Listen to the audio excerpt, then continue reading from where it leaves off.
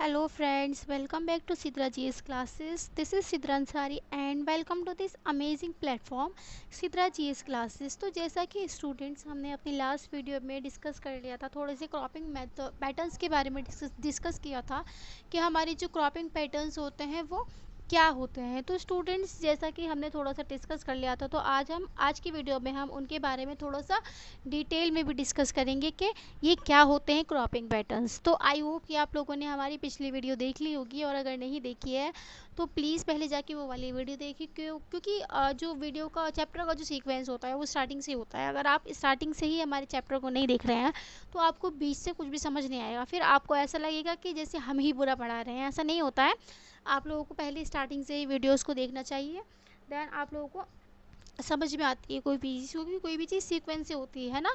जैसे कि आप लोग घर भी बनाते हैं तो पहले उसके लिए ईंटों की ज़रूरत होती है।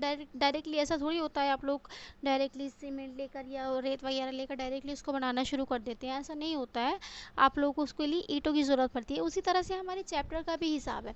हमें अपने चैप्टर पढ़ने के लिए सबसे पहले उसकी बेसिक रिक्वायरमेंट की ज़रूरत होती है। जैसा कि स्टार्टिंग में कुछ टर्मिनोलॉजीज़ वगैरह होती हैं जो कि हमें जाननी होती है। चैप्टर नेम का मीनिंग ही क्या है वो हमें पता करना होता है स्टूडेंट्स। तो ये सब जानने के लिए हमें चैप्टर को स्टार्टिंग से पढ़ना पड़ेगा और वीडियोस को स्टार्टिंग से देखनी पड़ेगी, है ना। तो आप लोग प्लीज़ वो वाली वीडियोस देख लीजिएगा। तो आइए स्टार्ट करते हैं हम आज की वीडियो। आज की वीडियो में क्या है, मिक्स्ड क्रॉपिंग। आज हम पढ़ेंगे मिक्स्ड क्रॉपिंग के बारे में। What is mixed cropping. आइए पहले थ्योरी के अकॉर्डिंग देख लेते हैं कि इसमें क्या क्या लिखा है, ठीक है। तो थ्योरी में लिखा है, it is a cropping pattern in which two or more crops are grow together in the same field. अच्छा, इस वाली क्रॉपिंग में क्या होता है, इस वाली क्रॉपिंग में ये होता है, एक फील्ड लिया हमने, उस फील्ड के अंदर हमने बहुत सारी क्रॉप्स को उगा दिया, ठीक है। बहुत सारी क्रॉप, एक से ज़्यादा, मतलब दो से ज़्यादा, ठीक है। मतलब ये है कि आपने दो तरह के क्रॉप्स ली, उनको मिक्स कर दिया। मिक्स करने के बाद आप लोगों ने एक ही फील्ड के अंदर उनको कल्टीवेट करवा दिया, ठीक है। कल्टीवेट करवा दिया। जब आपने ऐसा किया तो उस तरह की क्रॉपिंग को हम क्या बोलते हैं, मिक्स्ड क्रॉपिंग। यानी दो तरह की क्रॉप्स को आप लोगों ने आपस में मिला दिया, तो उसी को हम बोलेंगे मिक्स्ड क्रॉपिंग, ठीक है। सेम फील्ड में, है ना। फिर है, the seeds of different crops are combined and planted together. यानी कि आप लोगों ने ये जो सीड्स थे, दो क्रॉप्स के जो सीड्स थे वो अलग अलग थे, उनको आपने क्या किया, कंबाइन किया, एक जगह मिक्स किया और उनको प्लांट कर दिया, है ना। ठीक है, सेम मतलब साथ में। उसके बाद है, same fertilisers are use for all the crops. यहाँ पर जब आप लोगों ने सबको मिक्स कर ही दिया है, तो आप लोगों को यहाँ पर जो फर्टिलाइज़र्स होते हैं हमारे, उनके कैसे फर्टिलाइज़र्स की ज़रूरत पड़ेगी, सेम फर्टिलाइज़र्स। यानी दोनों का जो फर्टिलाइज़र होगा वो हमारा कैसा हो जाएगा, सेम हो जाएगा। यानी दोनों को हम सेम फर्टिलाइज़र्स दे सकते हैं, ठीक है। नेक्स्ट है, for example wheat and gram, wheat and मेज। यानी ये हमारी दो क्रॉप्स जो हैं, वीट और ग्राम, इन दोनों को हम साथ में कल्टीवेट कर सकते हैं, ठीक है। एक ही फील्ड में कल्टीवेट कर सकते हैं, ये एग्जांपल है हमारे, ठीक है। और वीट एंड मेज को भी एक साथ हम कल्टीवेट कर सकते हैं, ठीक है। तो ये हमारा स्टूडेंट्स हम मिक्स क्रॉपिंग के बारे में, आई होप कि आपको समझ में आया होगा। आप लोग इंजॉय भी कर रहे होंगे हमारे सेशन को, और अगर आप लोगों को कुछ भी कमी नज़र आती है तो प्लीज़ आप लोग मुझे मतलब कमेंट बॉक्स में कमेंट करके बता सकते हैं, ठीक है। सजेशन दे सकते हैं, ठीक है। तो मिक्स क्रॉपिंग मैंने आप लोगों को इस तरह से समझा दी है। अब आप इसका स्क्रीनशॉट ले लीजिए, फिर हम चलेंगे इसके नेक्स्ट टॉपिक की तरफ, दैट इज़ इंटर क्रॉपिंग, ठीक है। तो आप इसका स्क्रीनशॉट ले लीजिए। तो आइए स्टूडेंट्स, अब हम देख लेते हैं इंटर क्रॉपिंग के बारे में कि इंटर क्रॉपिंग क्या होती है। सबसे पहले हम इसकी भी थ्योरी से समझेंगे कि इंटर क्रॉपिंग क्या होती है। It is a cropping method in which two or more crops are grown together in a field but in a specific pattern. अच्छा, अब इसका क्या मतलब है, इसका मतलब ये है कि यहाँ पर भी आपकी क्रॉपिंग हमारी मिक्स ही हो रही है, लेकिन क्या होगा, जैसे कि आपका ये कोई भी लैंड है, ठीक है। तो आपने क्या किया, इन दोनों का बंटवारा कर दिया, ठीक है। एक क्रॉप यहाँ उगेगी और दूसरी क्रॉप यहाँ पर कल्टीवेट होगी, ठीक है। तो इस तरह से अगर आप करते हैं तो इसको हम बोलते हैं इंटर क्रॉपिंग, ठीक है स्टूडेंट्स। अब देखो, मतलब है तो ये साथ में ही, लेकिन इन दोनों के बीच में क्या हुआ, एक स्पेसिफिक पैटर्न हो गया, ठीक है। The seeds of these crops are not combined before plantation. इन दोनों की सीड्स को हमने क्या किया, कंबाइन नहीं किया है ये एक ही फील्ड में, लेकिन बस वो थोड़ा सा बंटवारा हो गया है कि ये साथ में नहीं रह सकते। तो इन दोनों को बस थोड़ा सा अलग अलग, इनके बीच में एक लाइन सी हमने ड्रॉ कर दी है और कुछ भी नहीं किया है, ठीक है। और इनके सीड्स को कंबाइन भी नहीं किया है, ठीक है। तो आई होप कि आपको समझ में आ रहा होगा बहुत अच्छे से। इसके कुछ पॉइंट्स आगे लिखे हैं, तो आइए अब हम आगे की तरफ चलते हैं। तो स्टूडेंट्स आगे क्या लिखा है, both the crops use different kinds of fertilisers depending upon their own requirements. अच्छा, हमने उसमें ऐसा किया था, इंटर वाले में ऐसे किया था कि मतलब ऐसा हमने एक लैंड के बीच में हमने लाइन खींच दी थी और इन दोनों को अलग अलग कर दिया था। और जब ये अलग अलग हो गए हैं तो इन दोनों को क्या होगा, इन दोनों को अलग अलग फर्टिलाइजर्स की ज़रूरत पड़ेगी। क्यों, क्योंकि ये तो अलग अलग हो गए हैं अब, है ना। अब ऐसा तो नहीं है कि आपने इसमें डाल दिया तो दोनों को मिल जाएगा, नहीं, ऐसा नहीं होता है।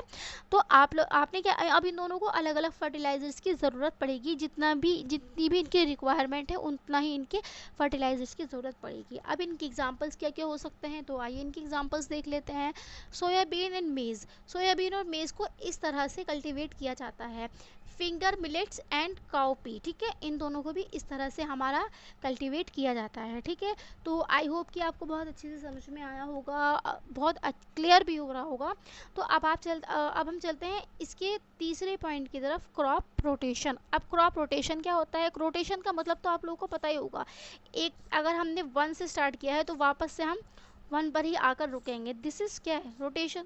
रोटेशन ही तो है, यानी कोई भी चीज़ रोटेट कर रही है अपनी इस पोजीशन से घूमने स्टार्ट होता है कुछ इस टाइप से, और वापस से वहीं आके रुक जाता है, यानी रोटेट कर रही है। आपकी जो घर में आपकी घड़ी होती है वो भी रोटेट, उसकी जो सुई होती है वो भी क्या करती है, रोटेट ही करती है, ठीक है। अब इसमें क्या करेंगे, इसमें क्रॉप्स रोटेट करेंगी कैसे। In this cropping method different types of crops are chosen and irrigated on the same piece of land sequentially. अच्छा, इसमें क्या होता है, एक लैंड हमने चूज़ कर लिया है, ठीक है, एक लैंड हमने चूज़ कर लिया। अब हम क्या करेंगे, ऐसे करते हैं जैसे कि हमारे पास 5 क्रॉप्स है, 1 2 3 4 5। अब इन 5 की 5 क्रॉप्स को हमें क्या करना है, कल्टीवेट करना है, ठीक है। अब कैसे करेंगे, अब हम ना मतलब ईयर वाइज करते हैं, यानी पहले साल में तो हमारी ये वाली क्रॉप इसमें कल्टीवेट होगी, ठीक है। हमने इस पहले साल में पूरी ये वाली क्रॉप ही हमारी कल्टीवेट होगी, हमने ऐसा कर लिया है, ठीक है। कोई और सी क्रॉप हमारी कल्टीवेट नहीं होगी, ठीक है। सेकेंड ईयर में सेकेंड वाली होगी, थर्ड ईयर में थर्ड ईयर वाली होगी, फोर्थ में फोर्थ, फिफ्थ में फिफ्थ, देन वापस से हमारी फर्स्ट वाली कल्टीवेट होगी। तो ये क्या हुआ, पहले तो यहाँ से नीचे तक आया ये, देन वापस ऊपर चला गया, तो ये हमारा हुआ एक तरह का रोटेशन, ठीक है। तो आई होप कि आपको ये समझ में आ रहा होगा। क्रॉप रोटेशन भी इस तरह, मतलब क्रॉप रोटेशन इसी तरह से होता है, ठीक है। यानी हम ईयरली वाइज इसको स्टार्ट कर देते हैं, ठीक है। The rotation of crops depending upon the soil, climate and water retention of the soil. अब ये क्या है, अब जो रोटेशन होता है हमारी क्रॉप्स का वो किस पे डिपेंड करता है, वो हमारी सॉइल पे डिपेंड करता है, क्लाइमेट पे डिपेंड करता है और वाटर रिटेंशन पे डिपेंड करता है कि उसको वाटर कितना दिया गया है, ठीक है, सॉइल को। Allows a reduction in the number of fertilisers and pesticides on the fields. ये क्या कर देता है, क्रॉप रोटेशन क्या कर देता है, मतलब रिडक्शन करवा देता है किसके नंबर में, फर्टिलाइजर्स के नंबर में। क्यों रिडक्शन क्यों करवा देता है, क्योंकि एक साल में ये वाली सिर्फ इसी को चाहिए फर्टिलाइजर, एक ही क्रॉप हमारी कल्टीवेट हुई है, ठीक है।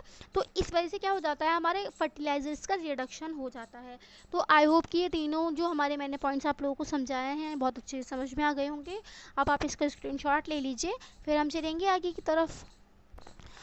तो स्टूडेंट्स अब ये यहाँ पर क्या दिया हुआ है, हमें यहाँ पर दिया हुआ है 4 ईयर क्रॉप रोटेशन, यानी इन लोगों ने ना 4 साल का क्रॉप रोटेशन डिसाइड कर लिया है कि इन 4 सालों में हमें यही करना है, ठीक है। हमसे अपना टाइम टेबल फॉलो नहीं होता है, लेकिन ये लोग अपना 4 साल का जितना भी ये क्रॉप रोटेशन है हमारा, ये सब ये फॉलो करते हैं, ठीक है। अब 4 साल का क्या है हमारा, 4 साल में ये है कि फर्स्ट ईयर में जो हमारी कल्टीवेट होगी वो होंगे लेग्यूम्स।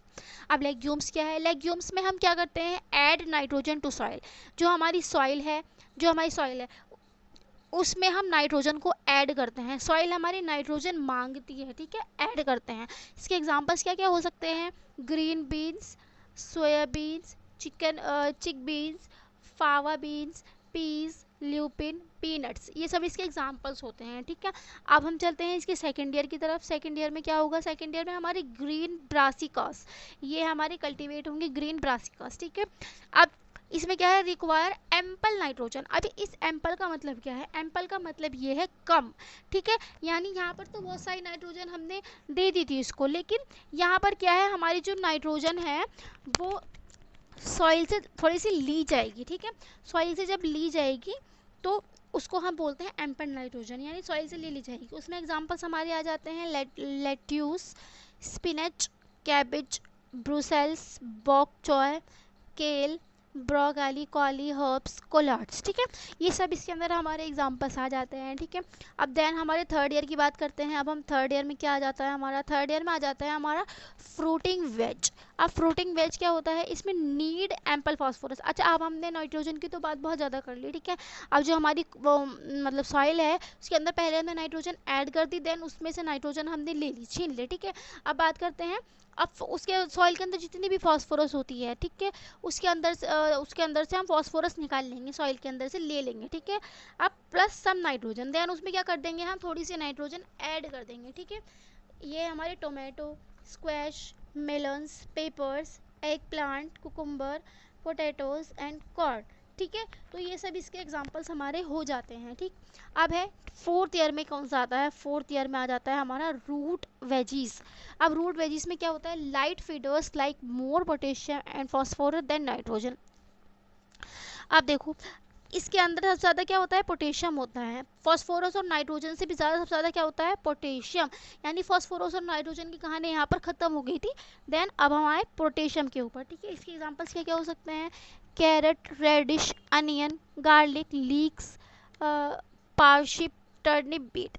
तो ये सब इसके एग्जांपल्स हो सकते हैं। आई होप कि आप लोगों को ये 4 ईयर क्रॉप रोटेशन समझ में आया होगा, बहुत अच्छे से क्लियर हो गया होगा। आप प्लीज़ इसकी स्क्रीनशॉट, ये जो इसका स्क्रीनशॉट ले लीजिए, और आप लोगों को ये एग्जांपल्स जितने भी दे रखे हैं यहाँ पर आप लोगों को ये लर्न करने हैं, क्योंकि ये आपके एग्ज़ाम पॉइंट ऑफ व्यू से बहुत ज़्यादा इंपॉर्टेंट है। तो आप लोग प्लीज़ इसको लर्न कर लीजिएगा। बिल्कुल इसी तरह से आप लोग अपने कॉपी से बना लीजिएगा, एकदम फेयरली मतलब फेयरली बनाइएगा इसको, क्योंकि ये आपके लिए बहुत ज़्यादा इंपॉर्टेंट है। आप जब अच्छी अच्छी चीज़ें अपनी बुक कॉपी में देखते हैं तो आप लोगों को मन करता है कि आप उसको पढ़ें, खोल के देखें। अगर बुरी चीज़ें बनाते हैं तो आप लोगों का मन नहीं करता है कि हम उसको देखें भी, ठीक है। तो आप लोग प्लीज़ इसको बिल्कुल फेयरली अपनी कॉपीज़ में बनाइएगा, फिर आप उसको याद भी कीजिएगा, ठीक है। तो आई होप कि समझ में आ गया होगा। अब आप इसका स्क्रीनशॉट ले लीजिए। तो आइए स्टूडेंट्स, अब हम बात कर लेते हैं अपने नेक्स्ट टॉपिक की। नेक्स्ट टॉपिक क्या है, स्टोरेज ऑफ ग्रेन्स। अब ग्रेन्स का स्टोरेज, अच्छा अब हमने क्या कर लिया, उसको कल्टीवेट, क्रॉप्स को कल्टीवेट करवा दिया, देन हमने उसको हार्वेस्ट करवा दिया, सब कुछ हो गया, ठीक है। अब उसकी ग्रोथ वगैरह सब हमने करवा दी, ठीक है। लेकिन अब आई हमारी बारी स्टोरेज, ठीक है। अब हम इसका स्टोरेज कैसे करें, स्टोरेज क्यों करना चाहिए हमें इनका, तो आइए इसके बारे में बात कर लेते हैं हम। Factors that lead to storage losses crops are, ठीक है। अब ये क्या है, फैक्टर्स जो स्टोरेज करवाते हैं, ठीक है। अब देखो, क्या हमें इसका स्टोरेज क्यों करना चाहिए, मतलब ग्रेन्स का दो फैक्टर्स हो सकते हैं। पहला हो सकता है हमारा बायोटिक फैक्टर्स, सेकंड है एबायोटिक फैक्टर्स। अच्छा, अब ये क्या है, अगर आपके इंसेक्ट, बायोटिक में आपकी लिविंग थिंग्स आती है ना, लिविंग थिंग्स आपकी बायोटिक में आती है, और नॉन लिविंग किस में आती है, नॉन लिविंग आती है हमारी ए बायोटिक में, ठीक है। तो अगर आपके इंसेक्ट ख़राब ना कर दे आपकी ग्रेन्स को, फंजाई फंगस लग जाता है ग्रेन्स के ऊपर, बैक्टीरिया लग जाता है, रोडेंट्स वगैरह, माइट्स वगैरह, ये सब ख़राब ना कर दें, यानी बायोटिक चीज़ें ख़राब ना कर दें आपकी ग्रेन्स को, इस वजह से उनका क्या किया जाता है, स्टोरेज किया जा सकता है, ठीक है। तो ये स्टोरेज करना बहुत ज़्यादा ज़रूरी है, अदरवाइज़ आपके जो ग्रेन्स है ये ख़राब हो जाएंगे और आपको शॉर्टेज ऑफ फूड देखने को मिलेगी, ठीक है। तो आई होप कि आपको ये समझ में आ रही होगी। देन है एबायोटिक फैक्टर्स। अब एबायोटिक फैक्टर्स में क्या है, एक्सेसिव टेम्परेचर और मॉइस्चर, नमी भी बहुत ज़्यादा ज़रूरी है, ठीक है, ग्रेन्स के लिए हमारी। और ये नमी ज़रूरी नहीं है, मतलब नमी से ख़राब हो जाती है हमारी ग्रेन्स, और ज़्यादा टेम्परेचर भी जो होता है वो हमारी ग्रेन्स को ख़राब कर देता है। तो इसी वजह से हम स्टोरेज ऑफ ग्रेन्स करते हैं, जो कि बहुत ज़रूरी है, ठीक है। तो आप देख लेते हैं how to prevent storage loss. अब कैसे इसको प्रिवेंट कर सकते हैं हम स्टोरेज लॉस को, तो आइए देख लेते हैं। Maintaining the storage houses properly. एक हाउस होना चाहिए स्टोर करने के लिए हमारे ग्रेन्स को, जो कि बहुत ज़रूरी है। अगर वो हाउस नहीं होगा तो आप लोगों की जो ग्रेन्स है वो मेंटेन नहीं हो पाएगी। सेकंड है cleaning the grains properly before storage. इसके पहले आपको क्या करना है, आप लोगों को स्टोर करने से पहले उसको क्लीन कर लेना है, ठीक है। अगर आप लोगों ने क्लीन नहीं किया है तो आप लोग उस मतलब उस पर फंगस लग जाएगा या कुछ भी उसकी ख़राब हो जाएगी, ठीक है। तो सबसे पहले क्या करना है आपको, सेकंड पॉइंट क्लीन करना है उसको। थर्ड है drying the grains properly before store in sunlight as well as in the shade. अच्छा, आप लोगों को उसको धोने के बाद आप लोगों को उसको सुखाना ज़रूर है। ऐसा नहीं है कि आप लोग उसको ऐसे ही रख दे रहे हैं ना। अगर ऐसा रख देंगे तो वो ख़राब हो जाएगी, उसमें मॉइस्चर आ जाएगा, ठीक है। तो ये सब जो हमारी थिंग्स हैं ये आप लोगों को याद रखनी है। आप लोग इनको घर पे भी यूज़ कर सकते हैं, ठीक है। तो आई होप कि आप लोगों को समझ में आया होगा। तो ये हमारा जो इतना भी हमें प्लांट्स से हमें वो मिलता है, हमारी क्रॉप्स वगैरह जितने भी प्लांट्स हैं, हमारी खाने की चीज़ें हमें मिलती है, उनके बारे में हमने डिस्कस कर लिया है। हमारी दो सोर्सेज थी, एक प्लांट्स थे, एक एनिमल्स थे। प्लांट्स के बारे में आज हमारा कंप्लीट हो गया है। देन अब हम स्टार्ट करेंगे एनिमल्स से। एनिमल्स में हम स्टार्ट करेंगे एनिमल हस्बेंड्री से। तो एनिमल हस्बेंड्री को हम अपने नेक्स्ट वीडियो में डिस्कस करेंगे। आई होप कि आपको समझ में आ गया होगा।